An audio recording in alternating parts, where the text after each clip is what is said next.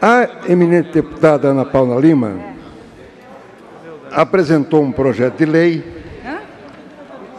para considerar o Terno de Reis patrimônio cultural de Santa Catarina. O governo vetou. A alegação do governo é de que uma lei não pode fazê-lo, que isto tem que ser feito por um ato administrativo feito pelo IFAM, pela Fundação Catarinense de Cultura. Então, a pergunta que nós temos aqui é a seguinte: é possível, através de lei, você declarar alguma coisa do patrimônio histórico ou não?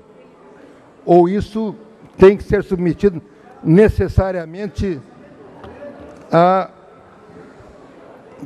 abordagem administrativa do governo estadual? Primeiro, a Constituição de 1988, no seu artigo 216, ela já explicitou o seguinte: constitui patrimônio cultural brasileiro os bens de natureza material e imaterial, tomados individualmente ou em conjunto, portadores de referência, a identidade, a ação, a memória dos diferentes grupos formadores da sociedade brasileira, nos quais se incluem formas de expressão, modos de criar, fazer e viver, criações científicas, artísticas e tecnológicas. Então, evidentemente, que no mérito, o Terno de Reis, ele está incluso naquilo que pode ser declarado do patrimônio imaterial cultural de Santa Catarina. Bom, mas o governador alega o seguinte: há uma lei estadual e um decreto estadual que disciplinam o assunto.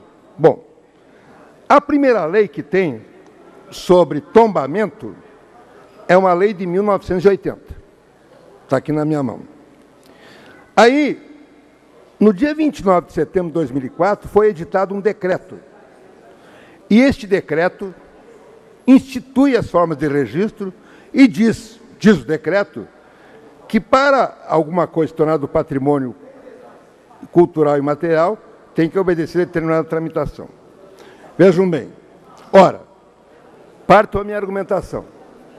Se o parlamento tem a possibilidade de fazer a lei, inclusive a lei que disciplina como é que vai ser elaborado um decreto, se ele pode se ele pode dizer a lei, me parece claro que, em determinadas circunstâncias, ele pode dizer, sim, o que é do patrimônio histórico, cultural ou não.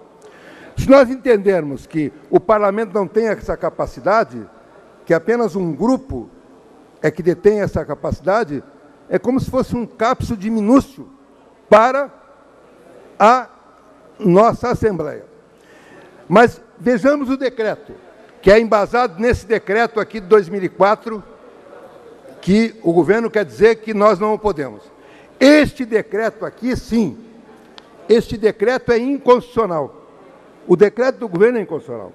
Por que o decreto do governo é inconstitucional? Eles argumentam, vejam bem, argumentam que o decreto foi feito embasado no artigo 71 da Constituição, inciso 1º e 3º, que diz exatamente o seguinte: são atribuições privativas do governador do Estado, leia o 3º, sancionar, promulgar e fazer publicar as leis, bem como expedir decretos e regulamentos para sua fiel execução. Não existe decreto autônomo. O decreto, no Brasil, é apenas para explicitar a lei. O único decreto autônomo que tem no Brasil foi um criado por ocasião da emenda, chamada Emenda Constitucional 29, que está no artigo 84 da Constituição, que é o decreto que possibilita ao Executivo extinguir cargos públicos não ocupados e transferir a atribuição de um órgão para outro. É o único decreto autônomo que existe. Logo, este decreto... Só mais um pouquinho para me terminar o raciocínio. Mais 2 minutos, tá bom, deputado? 2 minutos para o deputado. Se ele se embasa nesse decreto, o decreto dele é que é inconstitucional, porque o decreto não está embasado em nenhuma lei. Então, digo, não há inconstitucionalidade, na minha opinião, na decretação por esta Assembleia Legislativa, através de lei, de que o terno de reis é do patrimônio imaterial. Claro que a Assembleia tem que ter bom senso, como que tem que ter bom senso a comissão. Se disser assim, olha, é do patrimônio, vai ser do patrimônio histórico, a Sociedade dos Plantadores de Maconha, de repente, nós diríamos que não. E, certamente, o grupo administrativo também diria que não. Agora, nós podemos, assim, dizer que o terno de reis, e aí todo mundo concorda no mérito, é, sim, do patrimônio histórico e material de Santa Catarina. Eu voto, portanto, dizendo não ao veto do eminente senhor governador, para derrubar e tornar o nosso terno de reis, como quer a deputada Ana, do patrimônio histórico.